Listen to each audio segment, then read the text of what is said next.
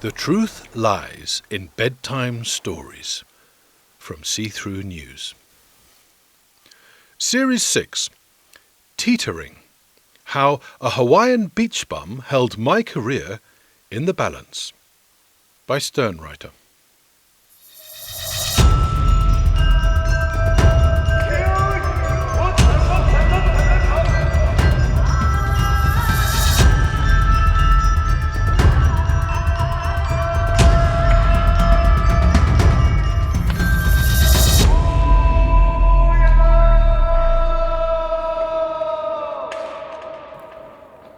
Episode 1.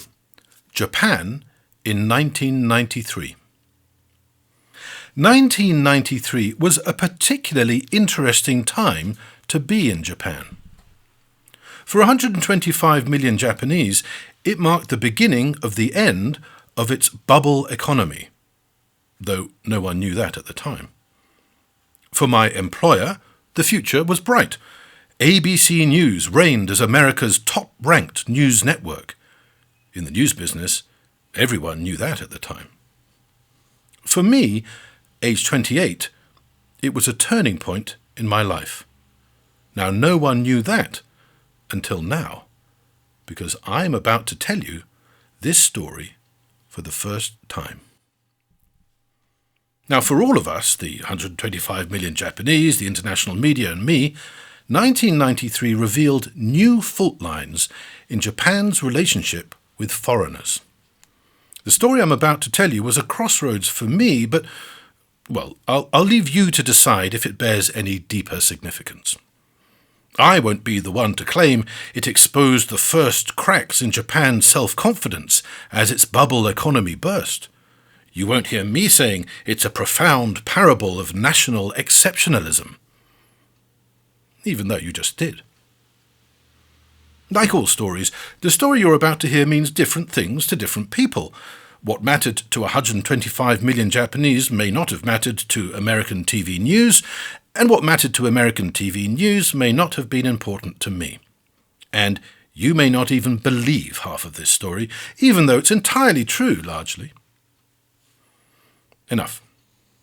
Let's get on with this pivotal moment in my life, and the role played in it by an affable Hawaiian beach bum called Chad. For a start, I should explain what this 28-year-old Brit was doing in Japan in 1993. Now, it had been 2 years since I'd quit my high-flying executive job in London.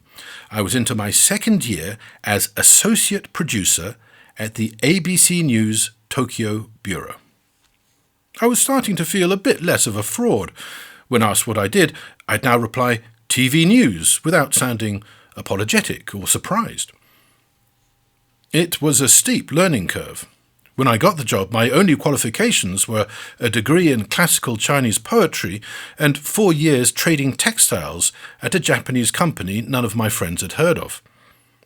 My friends found the textile trading thing particularly amusing. I was, and remain, among the least fashion-conscious people they know.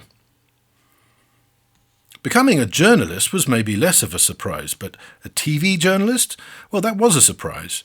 I've always been a word person. At art galleries, I spend more time reading the blurbs than admiring the paintings. I'm more wordsmith than artist. I fell into journalism as a stopgap. The story I'm about to tell you isn't just about the moment I teetered between victory and defeat, vindication and humiliation. It's also about a personal moment of truth that took place at the heart of a knife-edge geopolitical crisis. 2 years before, in 1991, I moved to the most expensive city in the world without a job. I soon found myself in a tight spot. As Emperor Hirohito described Japan's wartime progress in December 1945, events had not necessarily developed in my favour. A few months before, I announced my own unconditional surrender to the business world. My friends and family barely raised an eyebrow. I told them I was quitting my sensible job to move to Tokyo to be an environmental consultant for major Japanese corporations. They nodded and said good luck. Maybe the moment I left the room they rolled their eyes and shook their heads at each other. I couldn't say for sure I'd left the room. But I understood their relaxed attitude. For 4 years I'd tried and failed to explain my first post-university job to them. I didn't really think I was cut out to be a businessman, neither did anyone who knew me. Even if I had been, explaining my job would have been a challenge. My employer, the global trading company C. Ito, bought and sold everything everywhere, but no one had ever heard of them. Nobody believed me when I insisted I worked for the world's biggest company, bigger than General Motors, Exxon, or any other pre-internet giant of the time. Nothing. They were impressed by my frequent business trips and familiarity with London's Japanese restaurants and bars. I amused them with tidbits of Japanese corporate culture. I told them I had become a salariman, the Japanese word for businessman. This only encouraged them to think of my job as no more than an eccentric diversion. They were right, as it turned out. Had my friends and family known how much I was getting paid and how rapidly I'd risen through the corporate ranks, they might have suggested giving it a couple more years. They might have subjected my quixotic plan to more scrutiny. But they didn't. So it was that I landed in Tokyo in 1991 with a suitcase containing my only suit, good formal office Japanese, and a head full of dreams. In Japan, my former employer's status was stratospheric. Personnel departments of various top Japanese corporations quickly agreed to meet me. But after a few weeks and a dozen or so meetings ending in mutual embarrassed silence, I realized the job I'd made up for myself didn't exist. Plan A was a bust. My savings were evaporating at an alarming rate. If I wasn't to slink home, tail between my legs, I needed a job quick. A writer friend wangled me temporary membership of the Tokyo Foreign Correspondents Club as an impressive place to have meetings. One day, a handwritten note appeared on its notice board.